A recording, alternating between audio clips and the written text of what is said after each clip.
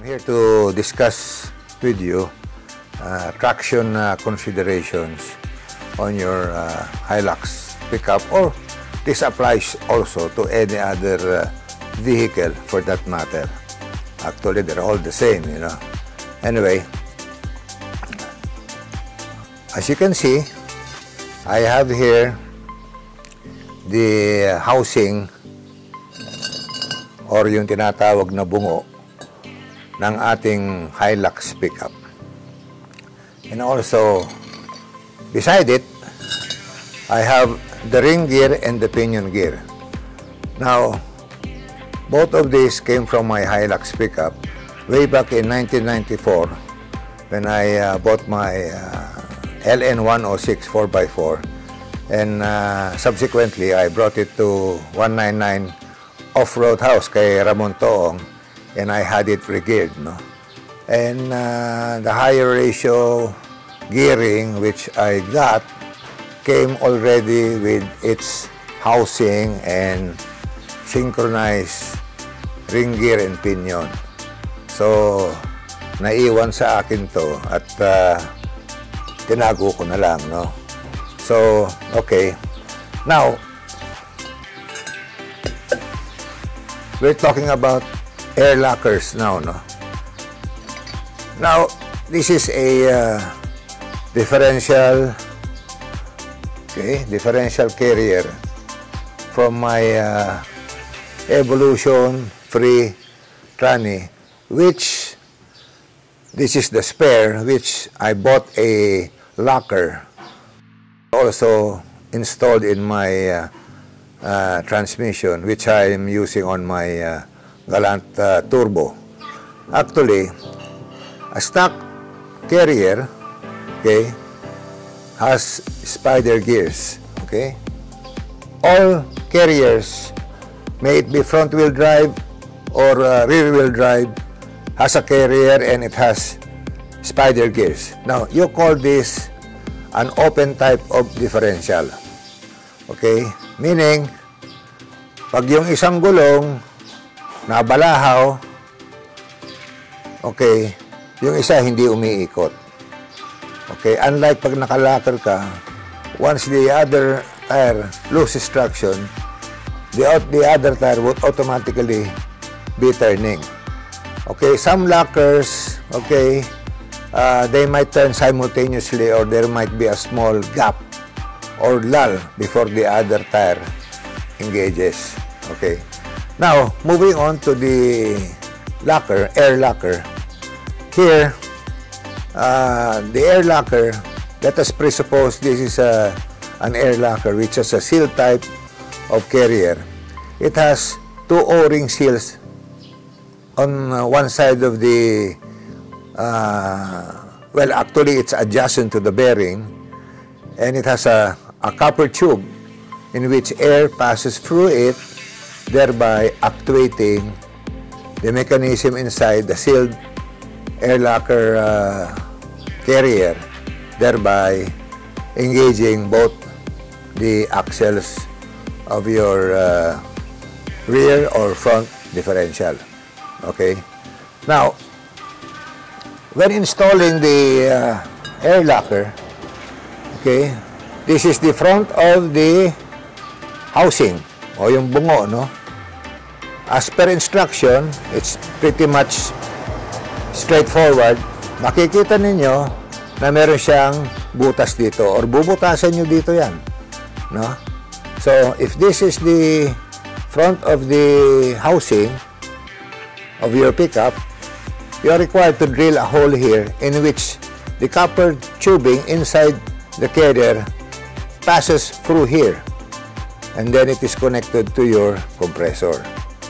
Okay, so it all comes in the instruction of the air locker, and as I've said, it is pretty much straightforward. Now, kung kayo ay mechanically inclined, tapos may mga gamit kayo like dial gauge, feeler gauge, torque wrench, ay kayang-kaya nyo ikabit ito. Ngayon, kung kinakabahan kayo, pwede nyo ipakabit sa nakakaintindi. Kasi kung ang magkakabit ito, roadside mechanic lang, or yung mga hindi nakakaintindi, baka lalong masira. At saka yung copper tube niyan na dumadaan dito, napakaselan nun. Pag nabali mo yun, yari na. Di ba? I haven't tried putting an air locker yet, quote-unquote, yet, on my Hilux. Maybe pretty soon, no? I will do that. But I'm showing you via illustration the mechanics of how to do it. Because when you buy that, the sellers, I won't mention kung sino na lang, no? I think will offer to, hindi yata libre ang kabit yan. Magbabayad pa kayo ng labor, no? Para ikabit yan. Ngayon, pwedeng i-discount na yon or just buy it off the shelf, presuming all the parts are complete with the instructions. And then you can just install it yourself. As simple as that. Okay? So I hope this small illustration and explanation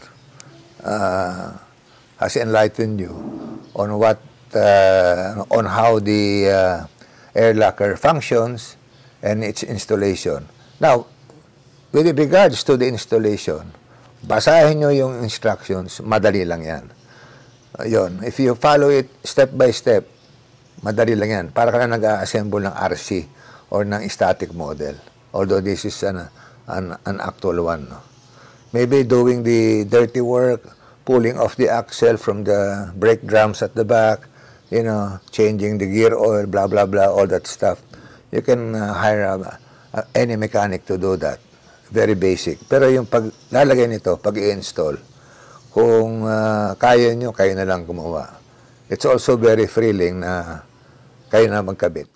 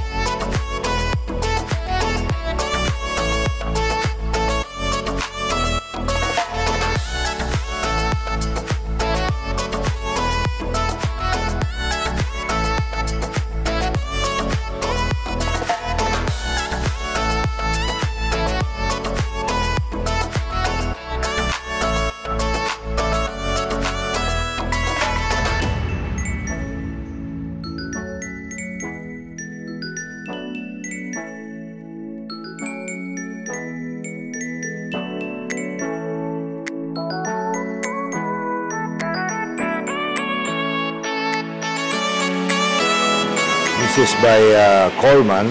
Okay. Ito ay liquid fuel. Ang ginagamit ko rito ay gasoline. Wala naman kasing mabili na Coleman liquid fuel dito, kaya ang pinanglalagay ko ito sa loob ay gasoline, no? Unleaded, okay na yan. Ito naman, Dragonfly na MSR, liquid fuel. Okay? So, ayan, you have to pump the canister para ma-pressurize siya, no? Ang gamit yan gasolina rin. Ito naman, butane. Butane or LPG. This is also Whisper Light by MSR.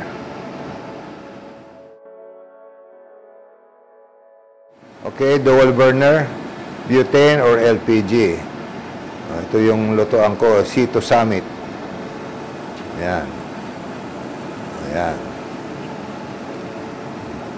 Ito, actually, nakalimutan ko na ang brand nito, pero matindi to kasi kahit mahangin, hindi na mamatay ang apoy. Para siyang baga, no? Ayan. Pag malakas ang hangin, maganda to. Mataas ang apoy kasi malaki yung kanyang burner. Ito naman parang jet boil, pang timpla ng hot water para sa noodles or pang coffee. Ito yung original na nagpauso ng mga ganitong klaseng lutuan, Iwata.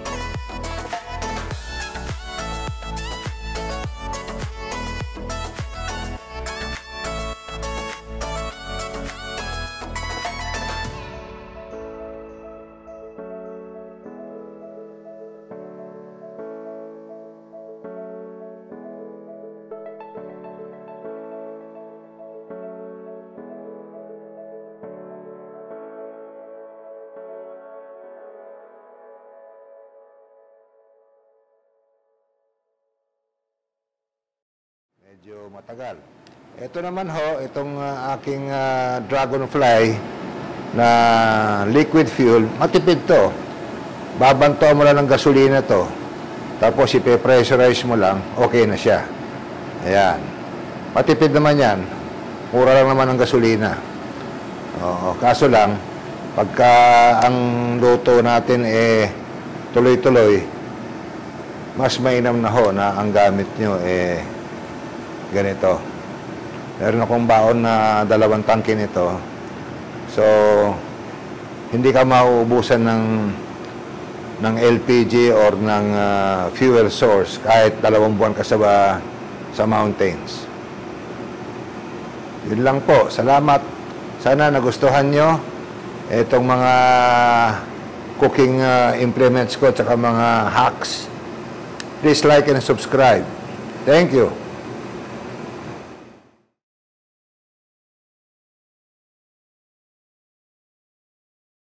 Okay. So, ito na. Ito na yung mga storage solutions ko. Ito, meron akong Thor na 75 liters. Meron mga divider sa loob yan. I'll show you in a while. Okay, meron tayong Pelican 1600 case. Pelican is made in the USA. I have a Pelican 1650 long case, hard case, also made in the US. Another Pelican 1600 case and a 1620 Pelican case. Another 53-liter Thor box. Etong mga Pelican na ito, I've had this for the past 22 years. Napakatibay yan. Meron siyang gasket at meron siyang air pressure na purge valve. I used to take this with me when I go on assignment sa photography because dati I was a photographer, no? So pag nagbabiyahe ako, ito dinadala ko sa airplano. And you'll be surprised when you get down from the airplane, pressurized to. So ipo-purge mo pa yung kanyang pressure sa loob ng box niya kasi may gasket sa loob yan eh. Okay, meron siyang gasket. Napakatibay niyan. Kahit itapon mo yan sa tubig, lulutang yan. Ito yung ginagamit dati ng National Geographic Channel on their assignments sa mga Amazon, sa bundok, etc. etc. Okay, so ito naman, ito yung aking Thor. Ngayon, pag binuksan mo siya, meron siyang, ayan, meron siyang divider system. Ayan, sa loob. Nakikita nyo? Meron siyang mga, ayan, meron siyang mga division. So, ayan, pag inalis mo yan, ayan, may mga divider. So, nasa-segregate mo yung mga items, mga delata, etc. Ito yung nalagyan ng itlog 75 liters yan. Meron siya mga divider. Pwede mo i-segregate yung mga delata, bote ng toyo, suka, etc. etc. Yan. See?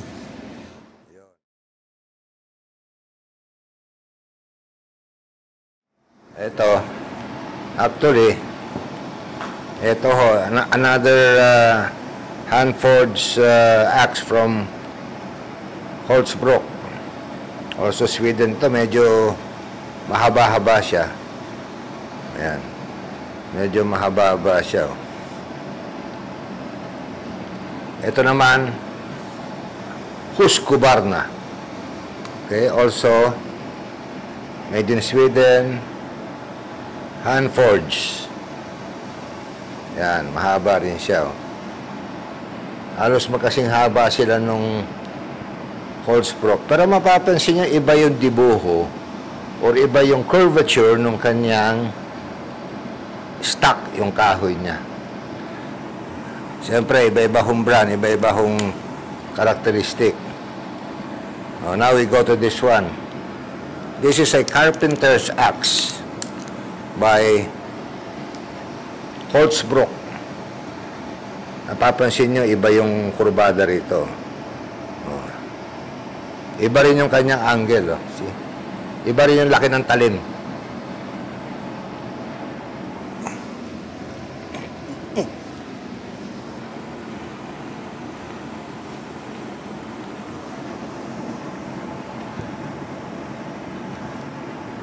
Ito, pareho lang. This is a duplicate. This is a carpenter's axe. Yan. Pero kung mapapansin nyo, ayan, ginawan ko siya ng parang mga drawing na carving. Ako na ho gumawa niyan kasi isa ho sa mga hobby ko ho wood carving. Ayan. Supposed to be, yan ang mukha ko Ewan ko lang kung if I got it right, no? Pero tingnan nyo, pag napansin nyo rito, sa itaas, meron siyang tinatawag na jimping. Jimping. Ako ho gumawa niyan Ang ginamit ko ho rito, kikil. Ako, napakatigas ho, no? Siguro ilang oras kong ginawa to. So, para ko lang siyang nilagyan ng design. Ayan, ganda, Ayan. Also, hand-forged.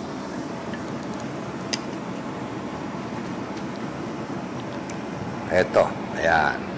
Ito, masarap din ihataw. Ayan, kung makikita ninyo. Another Ransford Brooks. Iba ho yung finish ng kahoy nito. Masyado hong, ito na hong pinaka-top of the line sa mga palakol sa Sweden. Ayan. Again, you can see the insignia or the initials ES. Yang hong ES na yan ho ang taong nag-forge nito nung ito ay ginawa sa Sweden. Oo. Ang ganda talaga, Ibang klase. Ayan. So this is, part na ito ng collection ko. Eto na, okay. Eto, naka-Kydex sheet. Ito hong Kydex sheet niya, yung kanyang cover, pinasadya ko ho to sa Amerika bago ko ipinarating dito. Ayan, mapapansin nyo. Ayan, napakatalim ho niyan. Meron siyang pangpukpok sa likod. Tapos, kung pupunahin ninyo, again, meron siyang jimping on top of the axe. Ayan, Ako na ho ang gumawa niyan. Again, ang ginamit ko dyan kikil. Halos 3 oras bago ko nagawa sa tigas ng bakal. Oo. Ito. Ito yung pinakamalaki ko. This is the felling axe. Tingnan nyo kung anong haba niyan. Yan. Kung gusto nyong mag-chop ng tree, ito gagamitin nyo. Ito, ginawan ko rin siya ng jimping at the back and ayan ho sa harapan, parang design. Dalawa ho yung kanyang rito, yung kanyang eye sa laki ho. Taka mabigat ho ito, mabigat i-swing. Ayan, tingnan nyo kung ano kahaba yan. Okay, this time naman pumunta naman tayo dun sa mga paborito kong mga kutsilyo na all-purpose knife, pinanghihiwa, pinang-i-slice, pinangluluto, multi-purpose knife, no? Again, I don't bring all of this, no? Dadala lang ko ng isa, kung ano yung paborito ko, kung ano yung trip kong gamitin at that particular camping outing, you know. Ganun lang talaga yan, Trip lang yan, Parang, kumbaga, ikaw ay kusinero. Gano'n kang sariling set ng cutlery na gusto mong gamitin pag nagluluto ka ng steak, nagfi-fillet ka ng isda, and what have you. Okay? Let's start with this one. Itong knife na ito, J. Martini ang brand niya, This is made in Finland. Ayan, pag makikita nyo, meron pang signature ng ng may-ari at branding. Okay? Yan. Napakatalim. Ayan. Ito yung kanyang sheet. Okay? Yan. Ang ganda ng kanyang wood, very modest and simple knife. Pagka nasa bewang mo ito, hindi halos halata. Okay. Okay, we go to the... Ito, tatlo to Pare-pareho to Okay? Let's go to the famous Mora. Ayan. Ito yung Mora knife. Magaan siya. Okay, yan, oh, kikita nyo. Oh, made in Sweden. Magaan siya. Ito, this is made of carbon steel. So, ito, pagkatapos nyo ipanghiwa ng kamatis or whatever, huhugasan nyo at lalangisan nyo dahil kinakalawang siya. So, this is the Mora carbon steel edition. Okay? Ito naman, ano rin, Mora, pero iba ang design ng kanyang sheet. Okay? Ayun. Mixi lang yung talim niya. Pero stainless siya. Ayan. No, actually, nakasulat pala. I'm sorry. Carbon. Ayan. Ayan. Nakasulat siya. Carbon. Siguro carbon steel, pero may pagka-stainless. Ito naman yung isa pang Mora. Ayan. Another Mora. Ayan. Ito na pala yun. Ito na yung Mora na stainless. Ayan, nakasulat stainless. Ang ganda, oh. Ayan. Now, ito naman, pinasadya ko itong kanyang Kydex sheet sa Amerika. Ayan, meron siyang bungo na design. Okay. Ayan. Kydex sheet. Ayan. Stainless din ito. Actually, ito, yung likod niya, mayroon siyang striker. Pwede mo ito pagpansin din ng yung mga flint, no? Pwede mo ikaskas dyan. Dito naman sa harapan, yung kanto nito matalim din. Pwede mo siyang pang kaskas ng kutsilyo. Ayan, Ayan. Ayan siya, So, pwede mo ito lagay sa belt loop mo. Ayan. Of course, we have the typical made in France, the so-called Opinel. Maliit lang to, pero matalim. Okay? Yan, tapos pwede mo siyang i-lock dito. Ayan, Ayan. So, Opinel, this is made in France. Ito, pang-camping talaga ito. See? Opinel siya, medyo malaki. So, ito, pag hinila mo ito, itong portion nito, pag hinila mo, see? Meron siyang pito, okay? Pwede itong gamitin, meron siyang whistle. Tapos, pagka ito, hinila mo, okay? Ayan, pwede mo siyang i-push. Okay? Ayan. Ayan. Meron siyang panggat dito. Pwede mo rin ito panghiwa ng lubid. So, what you do, you just push it inside and lock it again. Okay?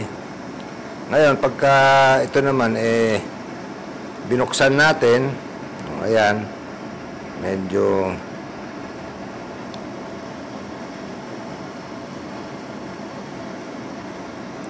pag binuksan mo, yan, medyo mahaba-haba yung kanyang talim mo. Yan. Opinel. So, ito, kung minsan ito ang dinadala ko, maganda ito, panghiwa na sibuyas. Matalim grabe talim nito. Panghiwa na sibuyas, kamatis, yun. So, pag sinarado mo siya ng ganyan, okay, pipihitin mo ito, ayan, pipihitin mo siya, meron na siyang lock. Okay, ayan. Now naman, ito, pumunta tayo dito. Etong bayonet, this is a bayonet, a US bayonet. Okay, yan, pwede mo lagay sa belt mo. Pinagawa ko rin sa States to, itong kanyang Kydex sheet. Yan. Ito po, brand new to. Hindi pa ho ito nagagamit. Ang brand nito ay, ayan, nandito yung brand kung nababasa nyo. Nakasulat dito yung kanyang brand. Carbon steel to. Mga papansin nyo, nung panahon ng World War II, pinangbubukas ng dilata to, pinanghuhukay ng lupa, pinangsisibak ng kahoy. at kinakabit ito sa garan. Ayan, no? Kasi bayonet ito eh. Napakatibay ho nito. Di pommel. Yung pommel, ito yung pommel niya. Bakal ho yan, diretso ho yan dito. Hindi mo ito kayang baliin. Nako ho, ayan, napakatibay nito. I was lucky to get a brand new one. Ito ho, unissued. Hindi pa ho nagagamit. I still have the original scabbard. Pero ito pinagawa ko para medyo pogi. Okay, ito naman. Ito na ho ang mahirap mahanap ngayon. Collectors na ho ito. Ito ho ay also brand new. You can also attach this to a rifle. Okay, US ho ito. Meron siyang wire cutter dito. Ayan, wire cutter yan. No? Oo. Ayan. Pag nakita nyo, ito. Oh, meron pa siyang ano dito, serration. Pwede panlagari yan. Ayan. Napakatalim ho niyan. Ako na ho naghasa niyan. Ayan o, kikita nyo. M1 USA. Kapal ho nito, grabe. Ayan o. Hindi pa ho nagagamit din to. Brand new din to. Part of my collection. Eh, masasabi ko, napakaswerte ko. Nakapagtago pa ako nito. Munti ko na ito may benta eh.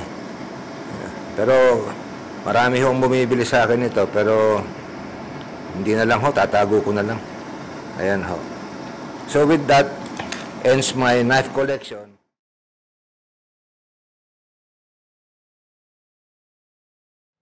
Hello, good morning. I'm here to give you some tips on how to cut wood when you're in the forest, in the woods, or when you're out camping. So here is a piece of timber, or let's assume that this is a branch of a tree. It may be down, it may be dead wood, or still on the tree itself, and you want to cut it down. Now, here, if you use a hatchet or a bolo, it will take you so long to cut this. By the time you've done this wood, especially this is kind of hard wood, I think you will already be exhausted. And there is a risk that when you chop this up in the tree, striking it this way, there might be a boomerang effect because of the motion, that every time you hit the branch, it might come back. Or the splinter might hit your eye.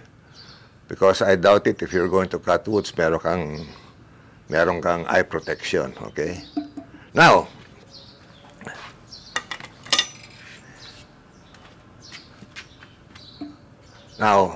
furthermore, if you use an axe, okay, here's an axe, okay, if you use an axe to cut this, likewise, medyo cumbersome and mahirap din. Babalik at babalik to. And before you are able to cut this piece of wood, this is around 3 inches, it will take some time again. Now, there is a purpose for this axe. Okay, you can use this later on. But this is what I recommend to you. See? This is the appropriate tool to use, okay, when cutting branches. Okay? I will demonstrate. If you look at the teeth of the saw, it has a double staggered tooth pattern. See? And this is made in Japan. Okay, here. It is made in Japan by Silky Big Boy. That is the brand. Okay, so let's begin now. I will try to saw this off. Watch closely.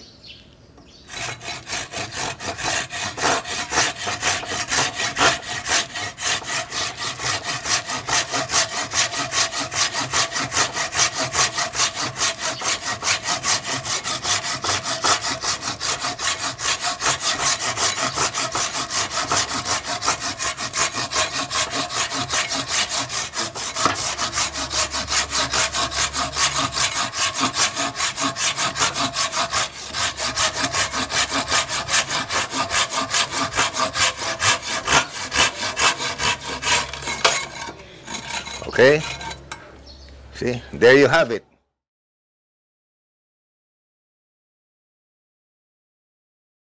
Because of the length of the blade, it gives you more, it gives you a longer stroke. Okay? So here is another wood saw that I used to bring along with me when I go out camping before. It's very compact, you know. I used to bring this out before when I bought this in the US around 2017. Let me show you. So it's so compact. All you have to do, okay, is open it up, okay. The blade is inside, okay, and just attach it here, and it just installs with a snap. So here you are. Meron ka ng lagari. And if you notice, the blade again was made to cut wood. Pang kahoy talaga to. So here, again, let me demonstrate to you the cutting process.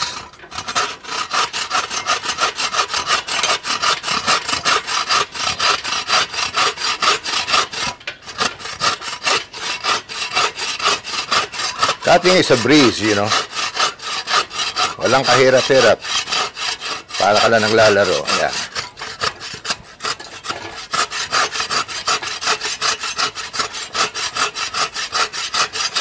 Depende sa kahoy yan eh. Itong kahoy na pinuputol ko, medyo matigas.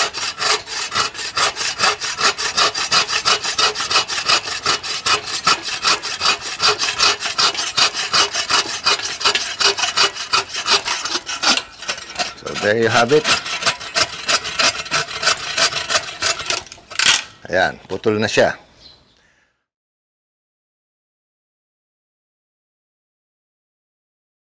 So to keep it and set it aside, all you have to do is to open the back. See? You can store it here in its case. There you have it. Napakasimple, napakabilis. Napakagandang gamit nito. Okay, where did I buy this? Sa US. Around 2017.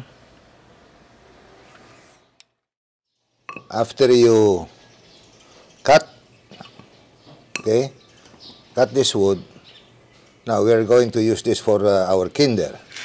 So the right way to do this is to use the other half and use it as a baton. Ayan. Ayan, oh. See?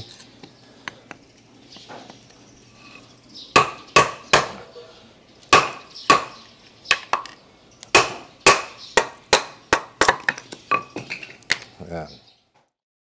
Okay. Start a fire. Parang ganyan, di ba? Sisindihan mo sa lalim ng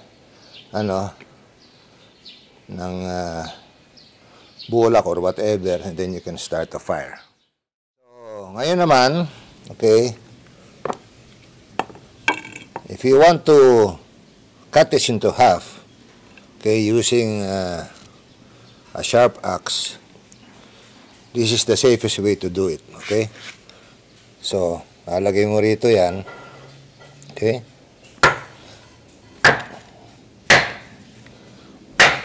See? Ayan. That's how to do it. Safe na safe. Ayan, dito. So, i-share ko lang sa inyo etong mga lutuan ko, no? Ito yung mga pang-camping, yung mga tipong pang-cowboy style. Okay? First, if you see the table, Itong table ko ay ano lang ito, lifetime, no? Adjustable lang height ito, kagandahan. Tapos natitiklop siya, no? For ease of transport.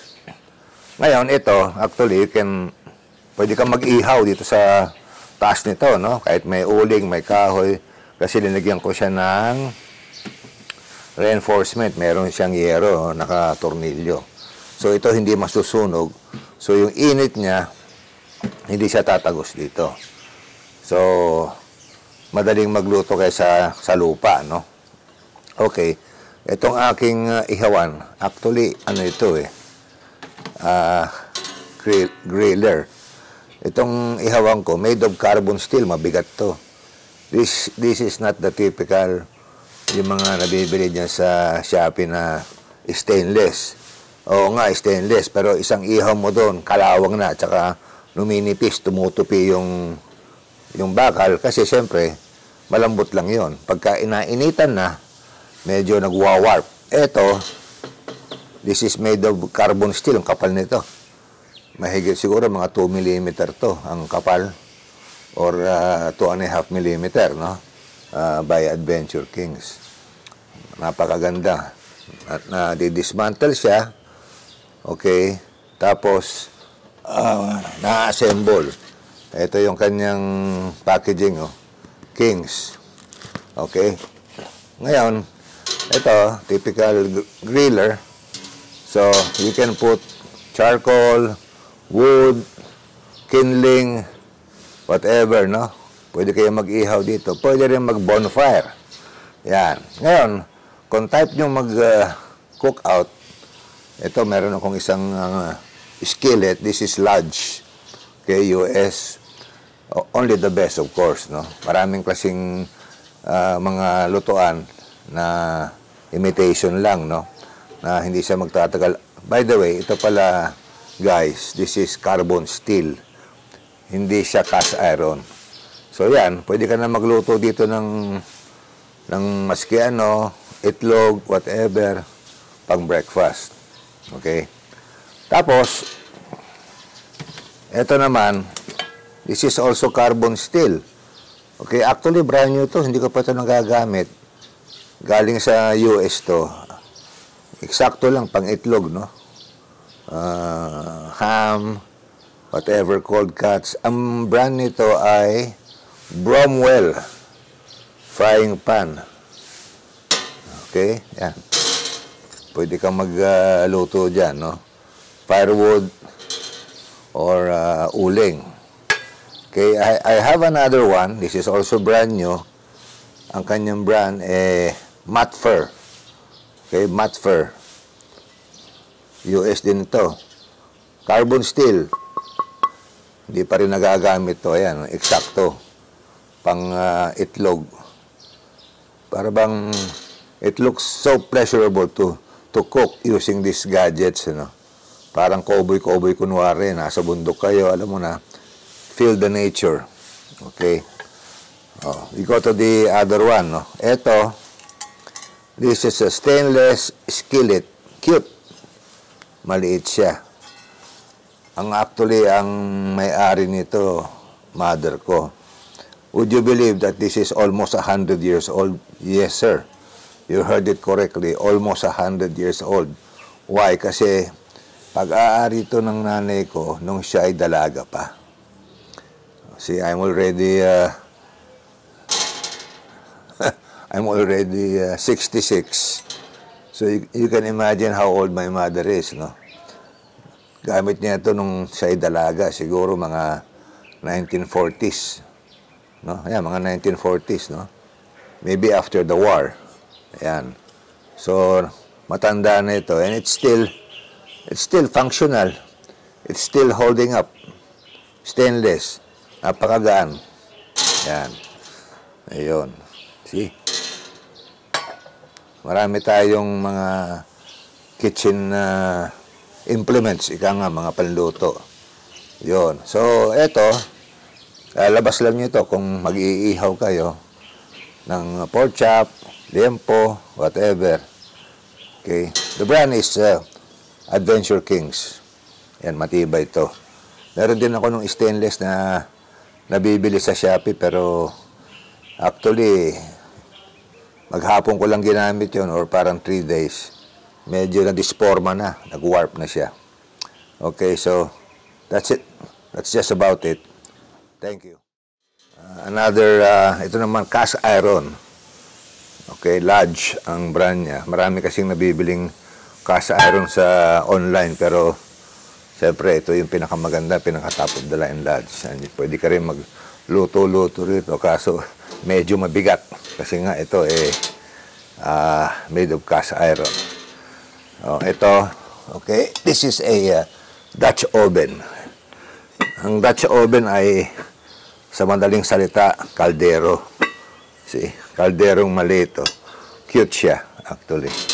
Ayan, so you can remove the lid and cook some soup or whatever. Actually, ito, bagay sa uling.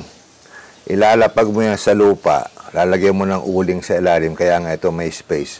Tapos yung kanyang cover, kaya may parang pansalo dito, ayan, linalagyan din siya ng charcoal. So, naluluto yung ilalim, naluluto yung taas simultaneously. Okay. The brand is also Lodge, of course. Only the best. Now, ito, we have a big one. This is a 12-quart Lodge Dutch oven. Okay. Ayun, napakabigat. Okay, ito, again, like the previous one, pwede mo lagyan ng charcoal dito sa itaas. Pwede mo rin lagyan ng charcoal sa ilalim para pantay ang kanyang luto. So, ito lang muna ang mga may papakita ko sa inyo. For the meantime, when it comes to charcoal and wood cooking or bonfire, ayan, feel na feel mo rito yung the mountain vibes, the cowboy vibes, so to speak. Ayan, mga ihaw-ihaw, para kayo nasa Colorado. Ayan, nandun kayo sa mountains. Nag-iihaw-ihaw kayo doon. Ayan po. Oo. So, we'll move on to my other cooking implements, like yung mga lutuan natin. Okay, so this is one of them. Ito yung lutuan ko. Okay, when it comes to charcoal and wood.